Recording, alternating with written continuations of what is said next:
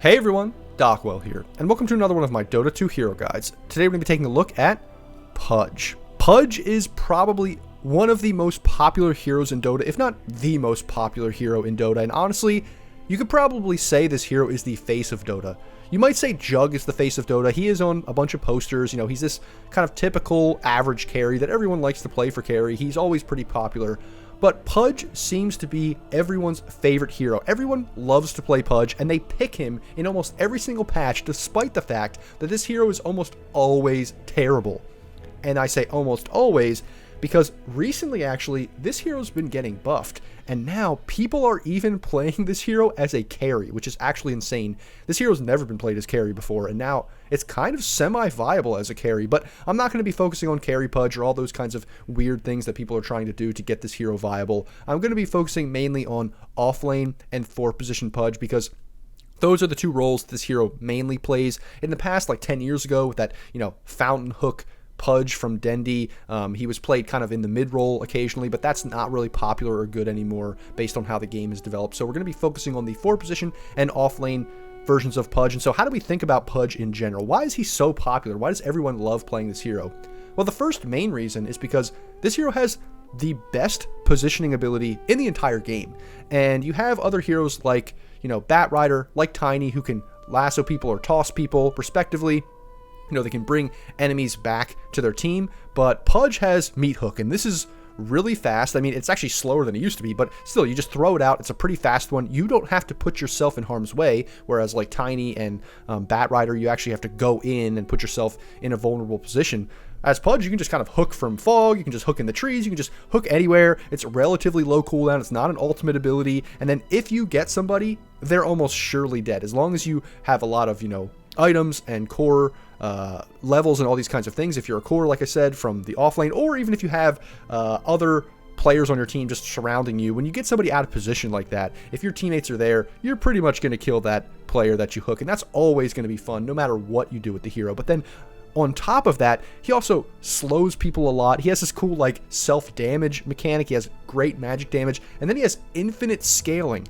If he kills people, he just gets more strength, tankier and tankier as he kills people. Then he transitions that into more kills and gets even tankier.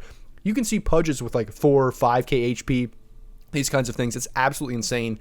And then lastly, he has a good save now with the introduction of shards and a BKB piercing stun, and you can never count out BKB piercing stuns because those are always going to be good. And so this is why Pudge is just really fun in general. All of his abilities are fun, interesting. They make the hero really cool to play, even if he's not always good. But now he's getting a little bit better. He's getting a little bit more viable. So that's how we can think about Pudge in general. Now let's jump in and take a look at his abilities. So now that we understand Pudge in general, we can take a look at his abilities and see how he's able to be a very kind of good all-around hero with his positioning abilities, with his BKB piercing stun, but also why he's pretty much one of the most popular and fun heroes to play in the game. So first we're going to take a look at his iconic ability, Meat Hook. This is the ability that kind of defines the hero. It's what everyone knows the hero for.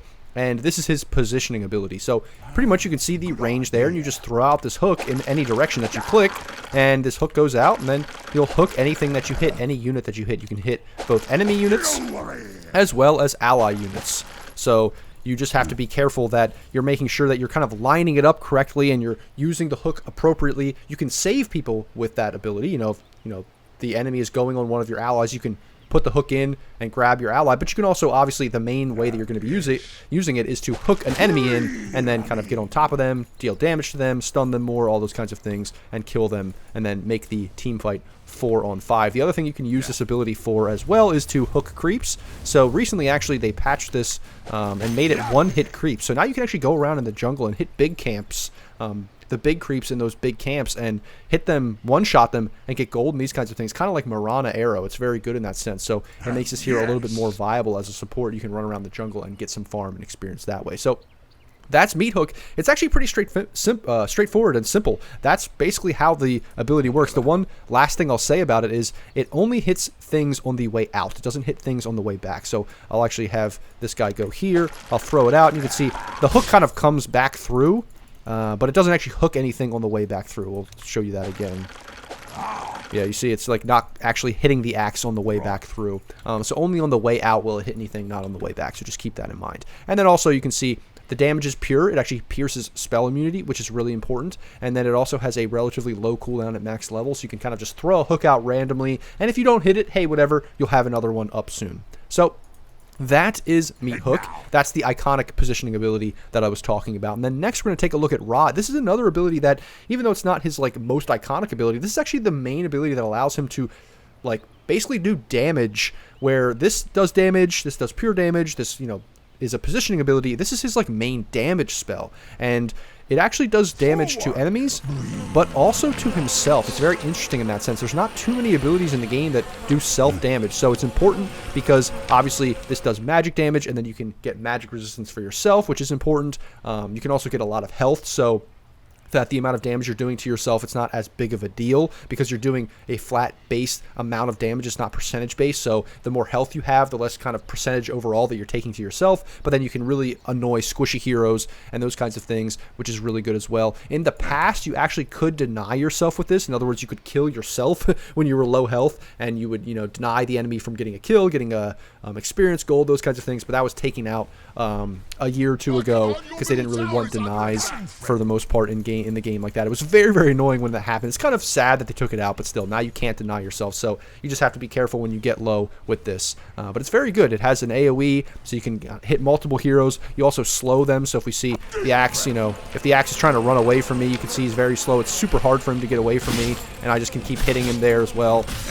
The one thing I will say about this, because, we'll just refresh here, because this ability slows and you can also right click while you're doing it, there's kind of a little bit of a skill. It's a little bit of a higher skill thing, I guess you could say, is when you're chasing an enemy. I'll just do this here. When you're chasing an enemy, you want to right click, but then you kind of want to walk up to them and keep right clicking them, if that makes sense. Like, you don't want to just right click and let them to get out of your range of your passive or of your rot here. You don't want them to get out of range of it, so sometimes it's actually better to not even right click them and just to follow them, especially at lower levels, because you can see the slow increases every level, but at lower levels you sometimes just want to run after them and follow them and not right click them, or only right click them when you're really right on top of them and you know you can hit the full animation and still slow them. So keep that in mind. It's one of these things that people oftentimes will just, you know, right click people while they're rotting, and then they get out of the range of the slow and the rot and they don't take damage, and then they miss kills because of that. So just keep that in mind. So that's rot. Pretty straightforward, pretty simple, but a little bit of a small thing to keep in mind there.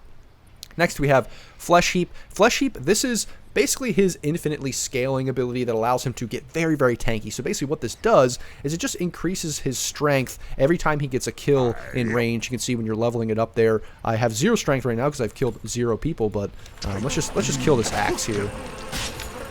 I can show you get a stack when you kill the axe. Boom. There we go. Now I have 1 Flesh Heap stack, which gives me 2 strength because of the strength bonus there. And then the other thing that this does, actually, is it also, now, recently, they buffed it to give you basically damage blocks. You can see, we'll just refresh. You can see how I'm using Rod and I'm taking a bunch of damage. Well, now if I click my passive here, Flesh Heap, I'm taking no damage for the duration of Flesh Heap, which is really, really good because basically that obviously allows me to do a ton of damage to the enemy, but not take damage myself. The other thing it does, which I'll actually spawn, let's just spawn an enemy, whoops, wrong thing, an enemy Bloodseeker here to show you how this works. We'll spawn this enemy Bloodseeker. We'll just give him max level, screw it. We'll also have him cast his ability, his ultimate ability, on Pudge here. If I activate my E, I can pretty much run away. Like, I'm taking a little bit of damage because it is max level, but it's not that much, which is really, really good. So basically any damage over time ability like that Bloodseeker ultimate, like things that just do a lot of damage over time, you can just activate this and then you pretty much take no damage, which is very good against a lot of damage over time spells in the game. You might take a little damage like we saw there, but not very much, and this is a pure damage spell too, so keep that in mind. So this ability is very, very good in that way. Obviously cancels out your rot damage, but also cancels out a lot of other damage from enemies, magic damage from enemies. So Flesh Heap, very, very good. Also your way to infinitely scale, which is very good as well. So that's Flesh Heap. Those are all of his normal abilities. A very, very fun and good kind of combo with all these kinds of things. And then his ultimate just gives him a little bit of an extra ability that it's not super great. It's not like the best ability in the world, but it just gives him a stun, a way to get some more health back, and to just be that kind of annoying BKB piercing stun ability like I talked about. You can never count those things out. So Dismember, basically, it's pretty simple. you kind of like usually will hook somebody in, and then you just click Dismember on somebody, and then they're stunned for a short time. You kind of eat them, do some damage, and then the other thing is you take actually get health back yourself. So I'm going to do some damage to myself here, and then I'll show you with my Dismember how I'm going to get health back. You see I'm eating them. This is what it's called, eat. Dismembering them, I do damage to him, and then I get damage, or I get health back myself. So basically, the main combo with this hero, it's pretty straightforward and pretty simple. You just hook them, you rot, and then you instantly dismember them, and then boom, they're dead. The other thing is, if you have a very good, so if they don't have a BKB, if they don't have any way to get away from you, you don't necessarily have to use Dismember. You can just do this, and then just kind of rot on top of them, and they can't get away. So it's just, you don't always want to be using Dismember immediately after, but usually when you're a support, or they have a BKB or something like that, or some way to stun you, or some way to get out, you usually do want to try to use Dismember. The other thing to keep in mind is that you can actually use Dismember in midair. So I'll hook this guy, and then I'll press Dismember on him, and then as soon as basically he's able to and I'm able to, I immediately use Dismember. This allows you to actually eat people or Dismember people that have, like, you know, mobility abilities to get out, and you can actually do that before they're able to get them off. So basically we can just click it on them as soon as they're going through. Sometimes this can be annoying, like if this guy's standing still, it's actually pretty simple because I just click hook, and then I click hook, and then I immediately click Dismember on him, and it just queues up the ability. But if you're both running, sometimes it's not always going to be that easy. You just have to kind of be able to click it like in mid-air here like that, and then you'll turn around and do it instantly, those kinds of things. Just keep that in mind. That's usually what you want to do. The other thing is, with Dismember, when you are eating the guy, you can turn on and off rots. Keep that in mind. You can also activate your E as well. So if these things do not cancel your Dismember, so make sure that you, even if you don't have rot turned on when you are dismembering a guy, make sure to press that. Unless you're really low health and you want to get more health, and that's why you're doing it, you usually want to do damage at the same time as well. So just keep that in mind. And those are all of his abilities. That's how you synergize them together. The last thing I'll talk about is obviously the Shard. The Ags is not, I mean, it's good, but it just basically makes rot better. It just has regen reduction, bonus damage, and a bigger radius. These kinds of things, not a huge deal. But the Shard is actually a very, very important ability, because now you can actually use your Dismember on allies, and then you pretty much just eat them, and you can, you know, run away with them, and then you can press D, and they basically, you just throw them up. It's pretty simple there. And then you can eat them again, throw them up, these kinds of things. It's kind of like I may have said before, in Fest from Lifestealer, where, you know, Lifestealer can go into an ally. This is more like you can do that to an ally. So it's very, very good for saving people. You can hook them like this, and then you can dismember them, and then eat them, and then run away. You can blink away, these kinds of things. Very, very good as a save, especially as a support hero, but honestly as any hero, it's very good as well. And then keep in mind the cooldown when you use that is a little bit less than if you used it fully. So that is the Shard. Important thing to understand about the hero as well. So that is Pudge. Those are all of his abilities and how to combo them together and how they work in general. Now let's jump into a game and see how he's played. So now we're jumping into a replay here of Jenkins playing Pudge, and there's no better player to watch a Pudge replay of than Jenkins, the iconic Jenkins Pudge. And so, unlike a lot of other replays I usually review and show you for these guides, I'm actually showing you before the rune, and that's because Pudge is probably one of the best rune heroes in the game. You can level your hook, and because it's a great positioning ability, you can hook people out of position, you know, get very easy kills. You can see how aggressive he's being with that potential. Now, obviously it's better if you get like 4 heroes if you have more stuns. They have a Chen, they have a Coddle, so they don't really have great stuns. They also have a very weak Spectre level 1. So they don't really have a great rune team, and despite that, he's being very aggressive, and they do get 2 runes there.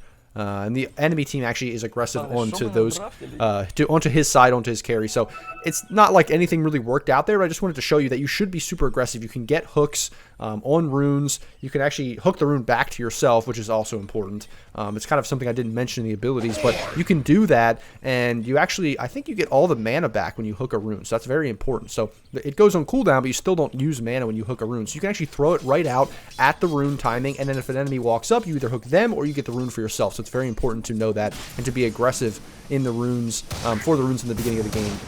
We also actually see him hook the range creep. So obviously, hook is very good for securing creeps. You can either hook the big creep if you want for a little bit of XP and extra XP and extra gold there, but he also made sure to just secure the range creep in the beginning instead of having to deal with laning against the sniper and these kinds of things. He also hooked the sniper in. Now, when you're playing off-lane Pudge and you're going to be up CSing these kinds of things, you're not really going to be doing much other than trying to, hook somebody out of position if you can see it.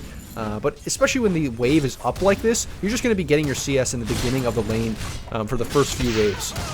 And you do have to be careful, because when hook is the only ability you have, you can get they can get aggressive on you, these kinds of things. It's not until a little bit later, once you get some levels, once you get rod as well, then you could hook somebody out of position. That's when you can get more aggressive. Now, if you're going to be playing a 4-position Pudge, usually what you want to be doing is being over kind of where the coddle is, doing almost the same thing as the Keeper of the Light, because the Keeper of the Light is right here, going to be blasting the wave and blasting the sniper. That's why the sniper actually is so low, because of the blast from the coddle. You're going to be doing the same thing as a Pudge. You're kind of going to be sitting over here and hopefully just hooking in to get the carry or the support, hook them out, and then you and the offlaner can do a ton of damage. Also, I just went up and got the perfect, just saw that hook at the last minute. That's the perfect example of what you can do as a Pudge. You get the carry out of position, especially a carry like Sniper, which is low mobility. He has level 2 and he has rot.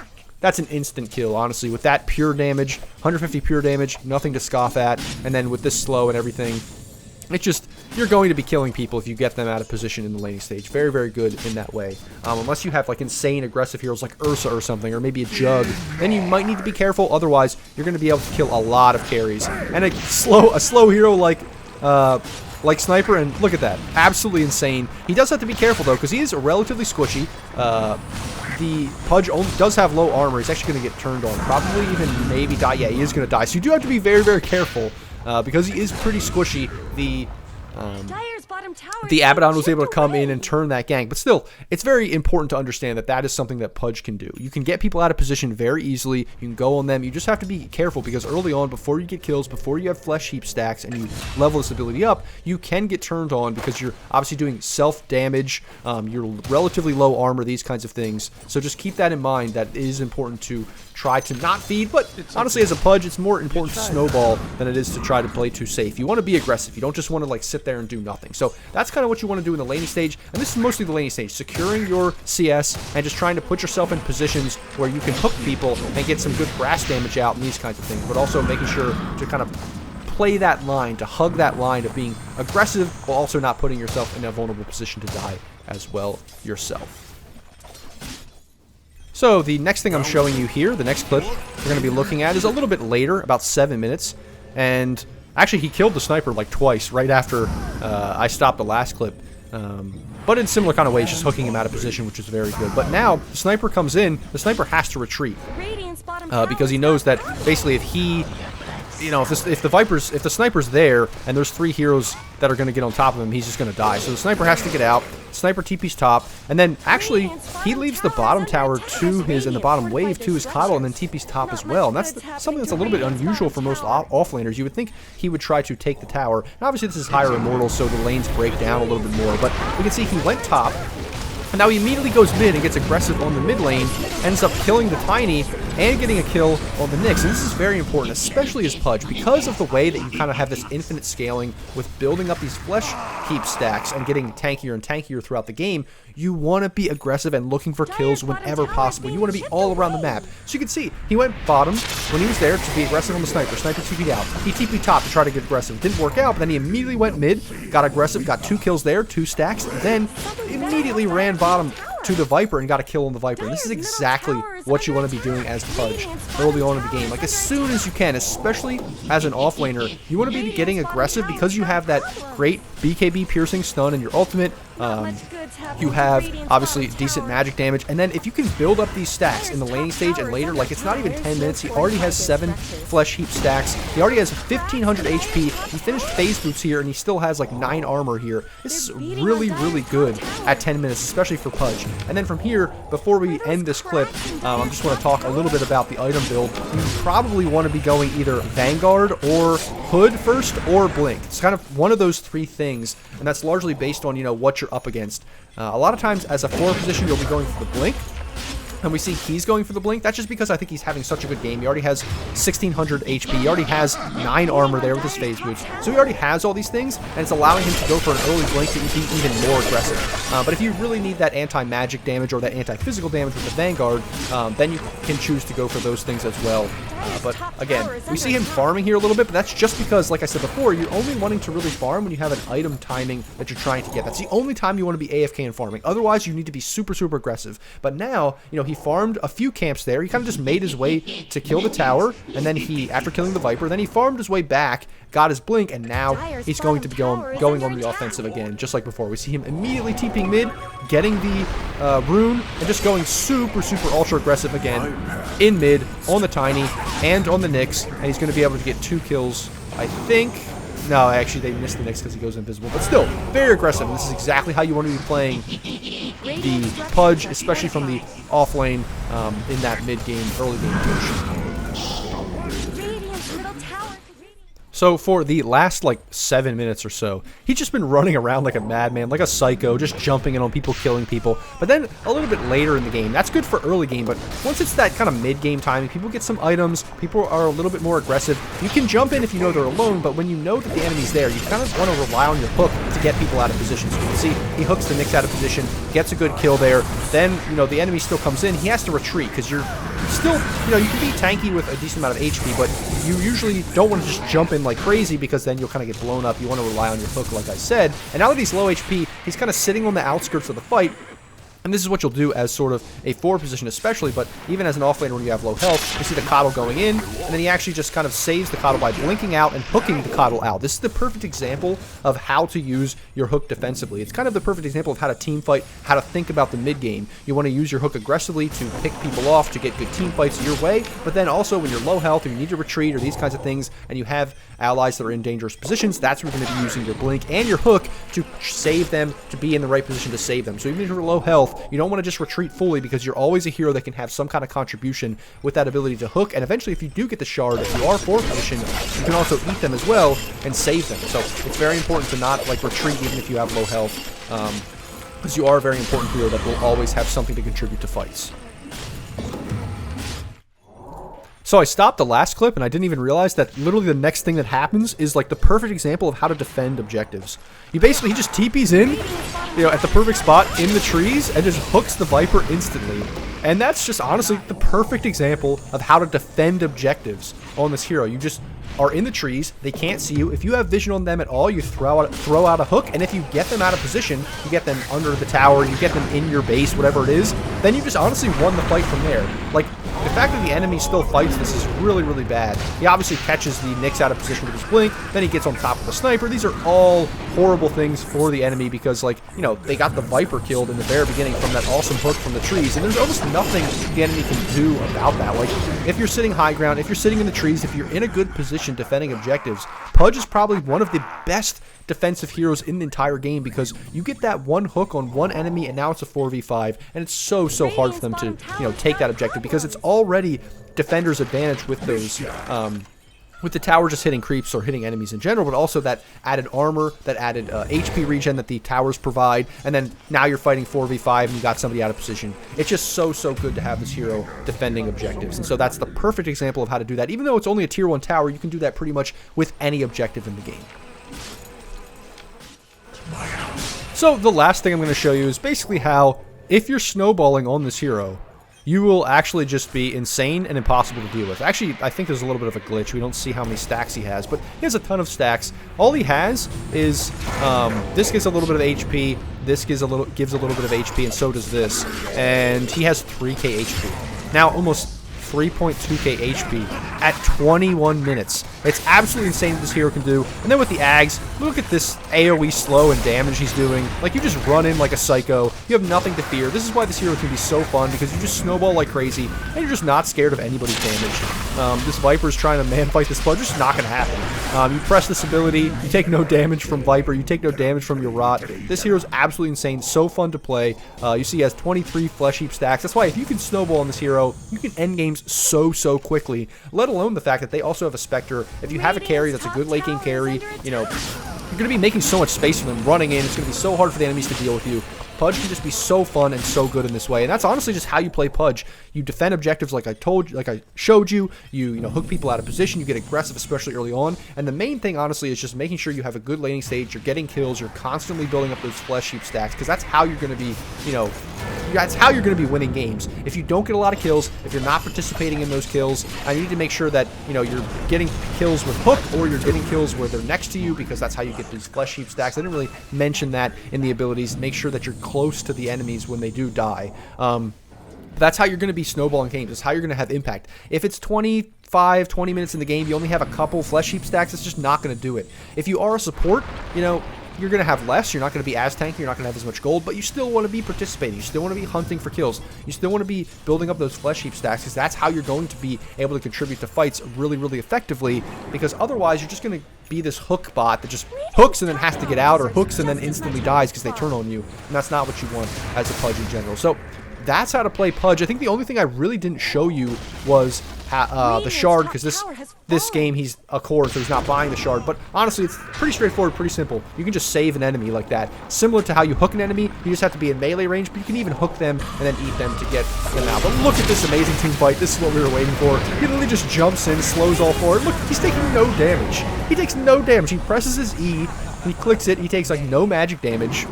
He has 20 armor and 4.2k HP, and it's just, there's nothing you can do. Like, this Pudge is just absolutely insane. You can probably fountain dive you at this point. It's ridiculous. So they're absolutely stomping. This is a perfect example of how to crush games on Pudge. So that is how to play Pudge. That's my Pudge guide. I hope everybody enjoyed it. If you liked this video, like, comment, subscribe, all those kinds of things as usual. Join the Discord if you haven't already. Join my Patreon if you want to get coaching. We already have some good coachees that have gained a lot of MMR. Or if you just want to support me in general, want to see more videos like this in the future, consider going there as well. So as always, guys, thanks for watching, and I'll see you in the next video.